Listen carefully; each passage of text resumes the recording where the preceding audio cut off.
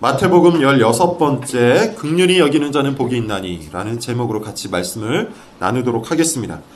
팔복은 크게 두 개의 구조로 나뉜다고 했습니다. 먼저 앞에 네 개는 주로 내면적인 성품에 초점이 있다고 했어요. 단순히 차례대로 나열된 것이 아니라 서로 긴밀한 관계로 엮여있는 총체적인 인격, 그것이 지금까지 우리가 배운 8가지 복 중에 4개의 성품이었습니다.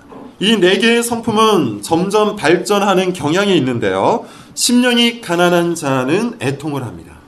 그리고 애통하는 자는 온유하고 온유한 자는 의를 갈망한다고 했어요. 심령의 가난은 그리스도인 됨의 전제입니다. 심령이 가난하지 않은 사람은 나머지 팔복, 나머지 산상수훈, 나머지 성경의 교훈이 무용지물이에요. 심령의 가난함은 자기가 현재 어떤 상태에 빠져 있는지, 자신이 얼마나 도움이 필요한 존재인지를 아는 지식이라고 했어요. 자신이 형편없다는 것을 아는 사람은, 자신이 완전히 파산한 존재라는 것을 아는 사람은 어떻게 합니까? 애통합니다. 애통하는 감정을 가질 수밖에 없다는 거예요. 자신의 죄악됨, 자신의 믿음 없음을 보고 한없이 슬퍼할 수밖에 없다는 것이죠. 죄의 익숙함과 편안함에 빠져서 허우적거리는 자기의 모습을 보고 가슴을 찢고 기도하고 간구할 수밖에 없다는 겁니다. 자기 자신에 대해서 애통한 마음을 갖고 있는 사람은 다른 사람들을 어떻게 대할까요? 온유하게 대합니다. 적개심과 냉혹한 정죄의 칼날을 휘두르지 않습니다. 다른 사람들의 반응을 따라서 이리 휩쓸리고 저리 휩쓸리면서 살지 않는다는 거예요. 항상 온유합니다. 하나님의 뜻에 따라 반응합니다. 하나님에 의해 조절된 인격으로 살아갑니다. 그러나 그의 마음속에는 무엇이 있습니까? 온전한 의로움에 대한 갈망, 온전한 의로움에 대한 굶주림과 목마름이 있어요. 하나님의 정의가 성취된 그 나라에 대한 소망이 넘쳐난다는 것이죠. 이런 방식으로 앞에 4가지 복, 4가지 성품은 발전적인 관계로 엮여있는 총체적 인격이에요. 그런 의미에서 여기서 다시 한번 질문을 던져보겠습니다. 그렇다면 지금 여러분의 마음은 어떠합니까? 가난합니까? 애통합니까? 온유합니까? 의에 대한 갈망이 있습니까?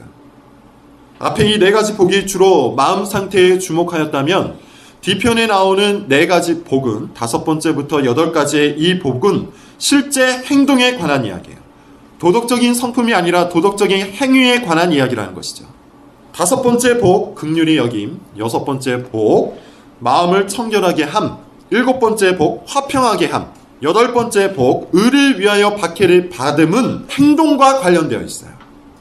특히 심령의 가난함이 앞에 4가지 복을 지배하는 원리였다면 오늘 우리가 살펴볼 5번째 복, 긍휼히 여김은 뒤에 4가지 복을 지배하는 지배적 원리예요. 긍휼히 여기지 않으면 마음을 청결하게 할 수가 없습니다. 긍휼히 여기지 않으면 화평하게 할 수가 없어요. 긍휼히 여김이 없으면 의를 위해서 박해를 받을 수도 없어요. 한 가지만 더 짚어보고 넘어갑니다. 본문을 보면 긍휼히 여기는 자가 긍휼히 여김을 받는다라고 합니다. 그래서 어떤 사람은 우리의 이웃을 긍휼히 여기지 않으면 우리가 긍휼히 여김을 받지 못한다. 우리의 이웃을 긍휼히 여겨야만 우리도 하나님께 긍휼히 여김을 받을 수 있다는 식으로, 즉 행위 구원론적인 방식으로 해석하기도 해요. 그러나 누누이 말한 것처럼 이 8가지 복, 8복은 구원의 조건이 아니에요. 기독교인이 되기 위한 행위를 요청하는 것이 아니에요. 여기서 말하는 모든 복은 하나님 나라에 속한 사람들이 가지고 있는 존재론적인 특징일 뿐이에요. 주기도문을 보면 이런 구절이 나옵니다. 우리가 우리에게 죄 지은 자를 사하여 준 것 같이 우리 죄를 사하여 주옵시고. 그런데 자세히 보면 조금 이상하죠? 뭔가 순서가 바뀐 것 같아요.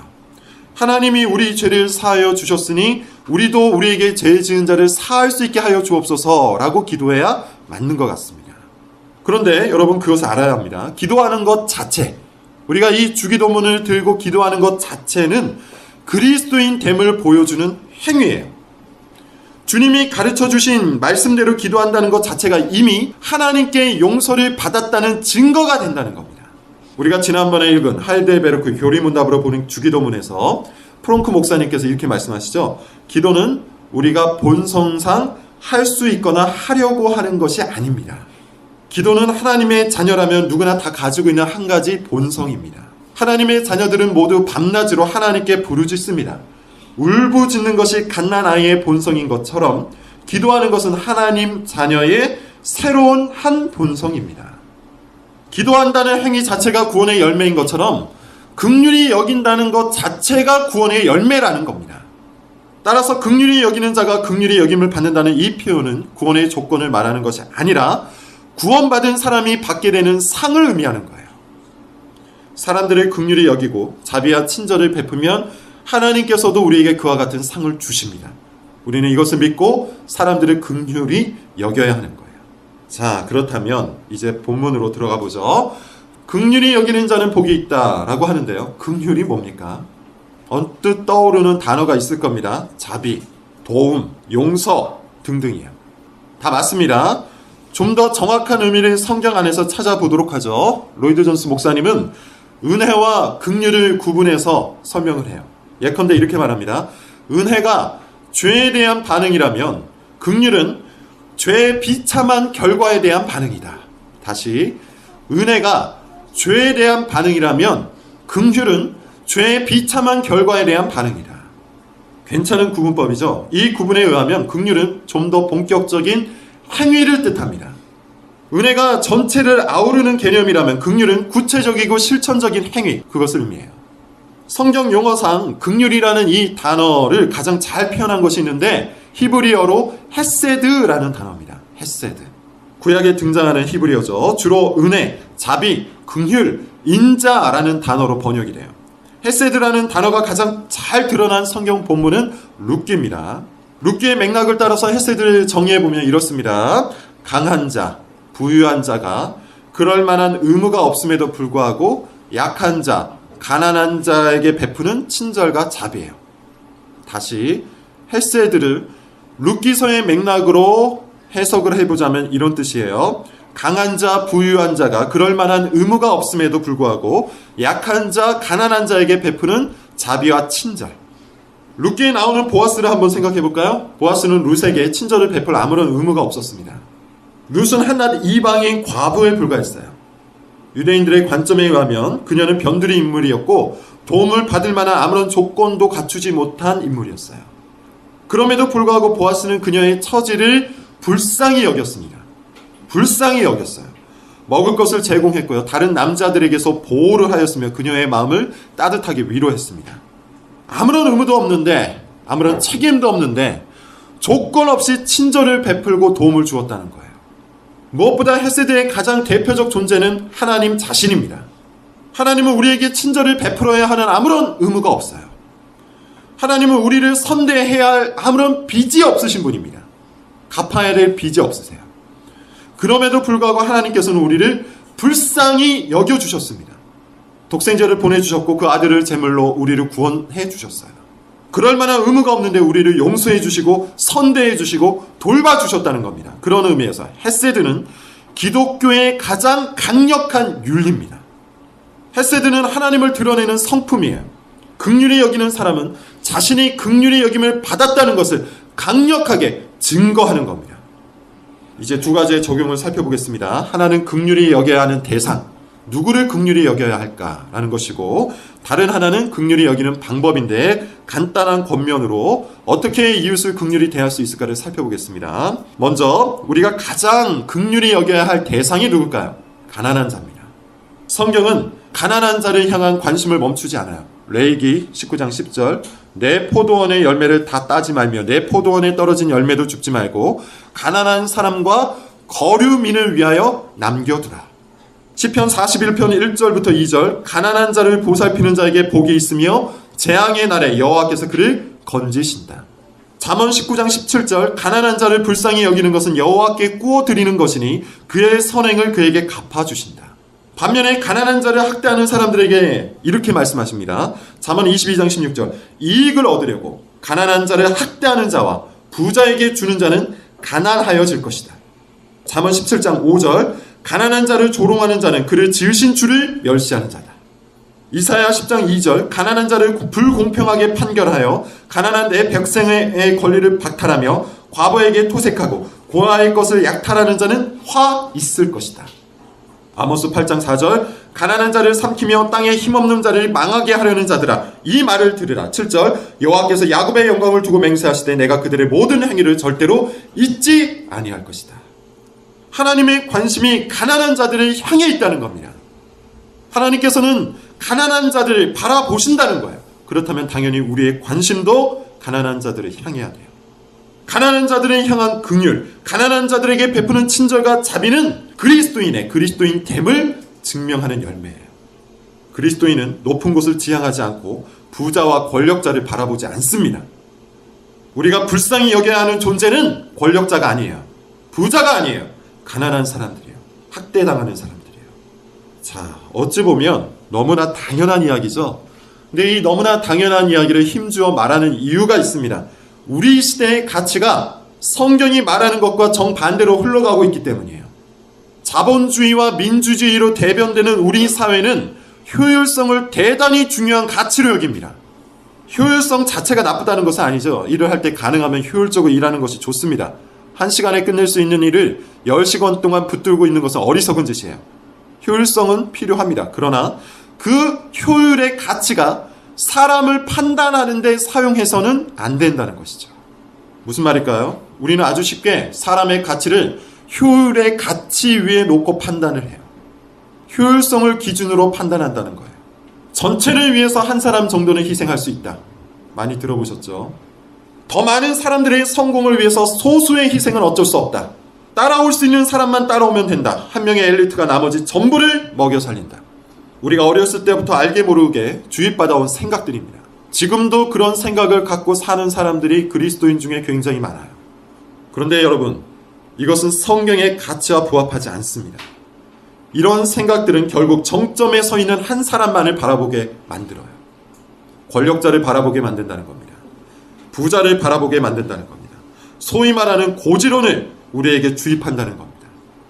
높은 곳에 올라가서 사람들에게 영향력을 미치는 것이 더 나은 신앙의 길이라고 주장하는 사람들이 있어요.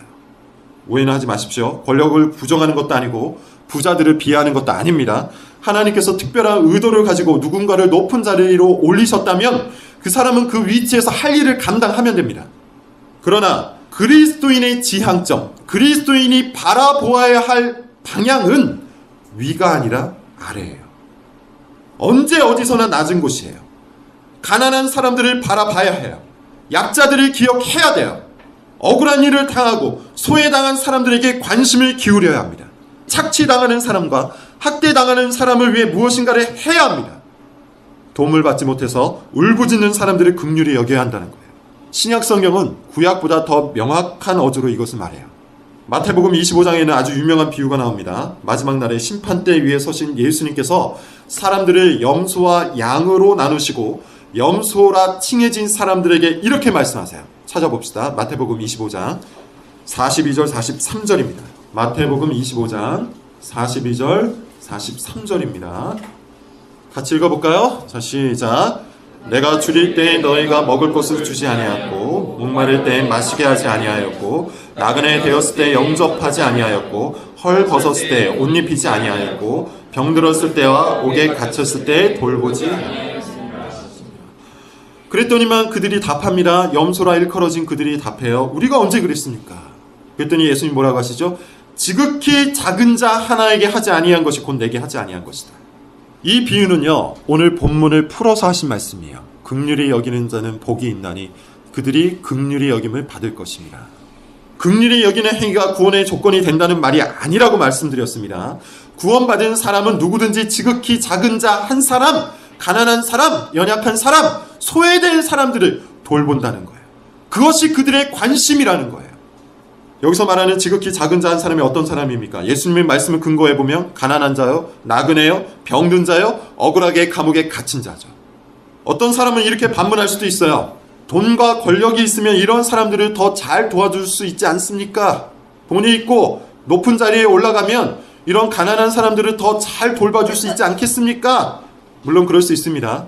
잘 도와줄 수 있을 거예요. 그런데 예수님께서 하신 말씀을 한번 잘 보십시오. 어떤 행동을 요구합니까? 제도를 바꾸고 돈을 끌어모으고 권력을 움켜잡기 위해서 지금은 자비를 안 베풀어도 된다라는 식으로 말씀하십니까?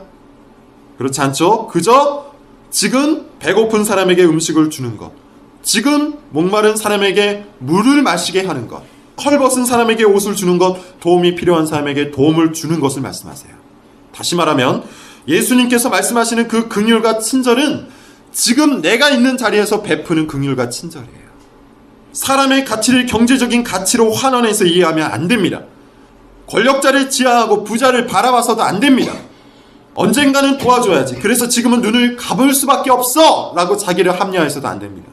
지금 내 눈앞에 있는 지극히 작은 자 한 사람에게 한 일이 곧 예수님께 한 일이에요. 신구약 성경은 가난한 자에게 베푼 긍휼에는 반드시 보상이 있다고 말해요. 성도는 우는 자들과 함께 울어야 하는 책임이 있습니다. 그렇다면 여러분은 가난한 자들에게 어떤 마음을 갖고 있습니까? 우리가 속해 있는 이 땅의 가난한 사람들에게 어떤 마음을 갖고 있습니까? 우리 시대에 울고 있는 사람들을 향해서 어떤 심정을 품고 있습니까? 약한 자들과 소외당하는 자들과 학대당하는 자들의 소식을 들으면서 어떤 감정을 느낍니까? 어쩔 수 없다는 생각을 하십니까? 저들의 희생은 어쩔 수 없다. 사회의 발전을 위해서 어쩔 수 없다. 그런 생각을 갖고 계십니까? 긍휼히 여기는 자는 복이 있습니다. 그들이 긍휼히 여김을 받을 것입니다. 자, 첫 번째 대상은 가난한 사람이라고 그랬어요. 두 번째 대상이 있습니다. 원수입니다. 우리는 원수를 긍휼히 여겨야 돼요. 우리 시대가 많이 각박해졌다 하지만 그래도 가난한 사람들을 긍휼히 여기는 사람들이 아직도 많이 있어요. 심지어 믿지 않는 사람들 중에도 일반 양심에 의거해서 가난한 사람들을 돌봐주는 분들이 많이 있죠. 그런데 원수와 압제자라니, 원수에게도 긍휼과 친절을 베풀라니 충격이죠. 그러나 우리가 받는 충격이나 불쾌감과는 상관없이 성경은 단호한 어조로 원수를 사랑하라, 원수에게 긍휼과 친절을 베풀라고 말해요. 자, 출애굽기 23장을 찾아봅시다. 출애굽기 23장 3절 4절입니다. 찾았으면 함께 읽어보겠습니다. 시작. 가난한 자의 충성하라고 해서 편벽되이 부정하지 말지니라. 만일 내 원수의 길을 소망하 나를 보거든 반드시 그 사람에게로 돌릴지니라. 5절까지. 내가 만일 너의 응하는 자의 그 짐을 싣고 얻어짐을 보거든 그것을 버려두지 말고 그것을 도와 그 짐을 부릴지니라. 자, 4절 5절입니다. 모세의 율법이죠. 아주 구체적인 예화가 나옵니다. 원수의 소나 나귀가 길을 잃었대요. 우리 같으면 어떻게 할까요? 은근히 고소해하면서 모른 척하겠죠. 아, 잘됐다. 나를 미워하는 사람의 나귀가 짐을 싣고 가다가 넘어졌답니다. 우리 같으면 어떻게 할까요? 오히려 들여밟고 가지 않겠습니까? 속이 다 시원하다. 그런데 하나님은 어떻게 하라고 하십니까? 길 잃은 소나 나귀를 원수에게 반드시 돌려주라고 해요. 넘어진 나귀를 일으켜 세우도록 도와주라고 해요. 긍휼을 베풀고 친절을 베풀라고 말씀하세요. 이것은 권면이 아니라 율법입니다. 이 율법은 신약에 와서 더 발전하죠. 마태복음 5장 44절 너희 원수를 사랑하며 너희를 박해하는 자를 위하여 기도하라. 베드로전서 3장 9절 악을 악으로 욕을 욕으로 갚지 말고 도리어 복을 빌라 이를 위하여 너희가 부르심을 받았느니라. 로마서 12장 17절 아무에게도 악을 악으로 갚지 말고 모든 사람 앞에서 선한 일을 도모하라. 아주 부담스러운 말씀입니다. 우리처럼 연약한 성정을 가지고 있는 사람은 누구든지 원수에게 긍휼과 친절을 베풀라는 이 말씀 앞에 서면 상당히 부담스러울 수밖에 없어요. 고뇌할 수밖에 없어요. 거부감이 생기고 외면하고 싶다는 겁니다. 그 누가 싫은 사람에게 친절을 베풀고 싶겠습니까? 그 누가 나를 미워하는 사람에게 긍휼을 베풀고 싶겠습니까? 그럼에도 불구하고 성경은 단호하죠. 원수를 사랑하라. 너를 미워하는 자에게 친절을 베풀라. 나에게 못되게 구는 사람을 위해서 복을 빌어주라. 어떻게 이럴 수 있을까요? 과연 할 수 있는 일이기는 할까요? 당연히 어려운 일이에요. 그러나 해야 하는 일입니다. 나를 미워하는 사람을 긍휼히 여기라는 말은 용서하라는 말과 동의어예요. 그 사람이 나에게 던지는 모든 악한 말과 행동에 반응하지 말라는 뜻이에요. 자존심을 꺾고 손해를 보고 굴욕을 당하라는 뜻이에요. 나에게 손가락질을 하고 나를 깔보고 이유 없이 화를 내고 일부러 못되게 구는 사람, 그 사람을 용서하라는 말입니다. 어떻게 이렇게 할 수 있을까요? 방법은 딱 한 가지입니다. 우리가 받은 용서를 묵상하는 거예요. 그거 외에는 다른 어떠한 방법도 없습니다. 여러분, 우리는 어떻게 용서를 받은 존재입니까? 우리는 어떤 존재였습니까? 살아계신 하나님을 무시했던 사람이에요. 아니죠. 사실 지금도 하나님을 무시하고 있죠. 하나님께 돌려야 할 그 영광을 빼앗아서 자기의 영광으로, 자기의 칭찬으로, 자기의 존귀로 삼는 존재가 바로 나입니다. 하나님보다 나의 평판, 하나님의 영광보다 나의 재미를 더 소중하게 여기고, 하나님보다 돈과 성공을 더 귀중하게 여기고, 하나님보다 내 가족을 더 사랑하는 사람이 바로 나예요. 그리고 나의 이 모든 행동은 하나님께 손가락질을 하는 겁니다. 하나님을 깔보는 행위고, 하나님을 조롱하고, 하나님을 내 아랫사람 취급하는 거예요. 나는 하나님의 원수입니다. 하나님을 미워하는 사람이었습니다. 하나님을 대놓고 무시했던 사람이에요. 지금 나를 무시하고 깔보는 그 사람보다 내가 10배, 100배, 1000배 더 하나님을 무시하고 깔봤습니다. 직장 상사가 나에게 던진 굴욕보다 내가 하나님께 던진 굴욕이 훨씬 더 크다는 거예요. 나는 하나님의 진노 안에서 모든 불행을 껴안고 살아가도 할 말이 없는, 온갖 고통과 악한 대접을 받아도 할 말이 없는 하나님의 원수였어요. 그런데 하나님께서 그런 우리를 용서해 주셨습니다. 대가를 받고 용서해 주신 것도 아닙니다. 하나님께서 스스로 대가를 지불해 주셨고 우리를 용서해 주셨어요. 독생자 예수 그리스도가 하나님의 모든 진노를 대신 받으심으로 우리가 용서를 받았습니다. 용서만 받은 게 아니에요. 하나님께서는 우리를 자녀 삼아 주셨어요. 하나님께 속한 온갖 좋은 것들을 선물로도 주셨습니다. 하나님은 지금도 우리를 먹이시고 입히시고 돌봐주시고 인도하시고 계세요. 나는 악한 대접에 어울리는 사람인데, 나는 징계와 감옥과 사망에 어울리는 사람인데, 하나님께서는 나에게 끊임없이 헤세드를 베푸시고 계세요. 친절을 베푸시고 선한 것들을 허락해 주신다는 겁니다. 이처럼 하나님께서 우리에게 베푸신 용서가 무엇인지 아는 사람이라면, 자기가 받은 용서가 얼마나 큰 것인지 아는 사람이라면, 자기가 받은 용서를 늘 묵상하는 사람이라면 나를 미워하는 사람에게 친절을 베풀 수 있습니다. 나를 불쾌하게 만드는 사람에게 선한 것을 줄 수 있습니다. 못되게 구는 사람도 용서할 수 있다는 거예요. 여기서 한 가지 주목할 것이 있습니다. 성경은 원수를 사랑하라고 하죠. 그리고 나를 미워하는 자에게 친절을 베풀라고도 합니다. 이 말은 처음부터 유쾌한 감정을 가질 필요는 없다는 말이에요. 무슨 말일까요? 원수를 처음부터 좋아할 수는 없다는 거예요. 미워하는 사람을 갑자기 친구 같은 감정으로 대할 수는 없습니다. 불쾌한 일이 벌어지면 불쾌한 감정이 생길 수 있어요. 상처를 주는 말을 들으면 상처를 받을 수 있어요. 굴욕적인 대우를 받으면 자존심이 상할 수도 있어요. 그것 자체는 큰 문제가 아니에요. 성경이 말하고자 하는 그 핵심은, 원수에게도 긍휼과 친절을 베풀라는 이 말의 핵심은, 나의 그런 감정과 상관없이 원수를 사랑하고 나를 미워하는 자에게 긍휼과 자비를 베풀라는 거예요. 하나님과 우리 사이에 맺어진 그 언약적 의무를 다하라는 거예요. 다시 말하면 내 안에 발생한 부정적인 감정에 근거해서 행동하지 말고 율법을 따라서, 하나님의 말씀을 따라서 행동하라는 것이에요.